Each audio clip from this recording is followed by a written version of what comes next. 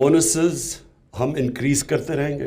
اب یہ جو سسٹم بنا ہوا کہ ایک دم سب کی تنخواہیں بڑھ جاتی ہیں، شہزاد آپ سے ریکویسٹ کروں گا کہ یہ جو کرائیٹیرین ہے اس کے اندر specifically out of the box thinking کہ کون سی سلوشنز ہیں ہماری. کئی مثلا ہمیں آئی ایم ایف کے اندر جو ان کی لمیٹیشنز دی ہوں اس کے بیچ میں چلنا پڑتا ہے، لیکن اس کے بیچ میں بڑی کیپبلٹی ہے کہ ہم کیسے اپنے لوگوں کی مدد کر سکتے ہیں. آج کل کا زمانہ ساری دنیا میں کموڈٹی سائیکل آیا ہوا ہے، قیمتیں اوپر گئی ہوئی ہیں، انفلیشن ہے، تو ہم کیسے لوگوں کی زندگی آسان کر سکتے ہیں. یہاں ہیومن جینیس ادھر آتا ہے کہ کون سوچتا ہے آؤٹ آف دا باکس. ایک تو ہے نا ٹریڈیشنل جو آؤٹ آف دا باکس، اس کے زیادہ ویٹیج تھے. اور پھر کئی میں نے دیکھا کہ بیوروکریٹس پہلے تو نیب کی وجہ سے چانس ہی کوئی نہیں لیتے تھے. کوئی بھی جدھر بھی تھوڑا سا ان کو شک ہو کہ اس میں کوئی مسئلہ آ سکتا ہے تو وہ اس کے اوپر بیٹھ جاتے تھے، اور اس سے بہت بڑا نقصان ہماری گورنمنٹ کو ہوتا ہے.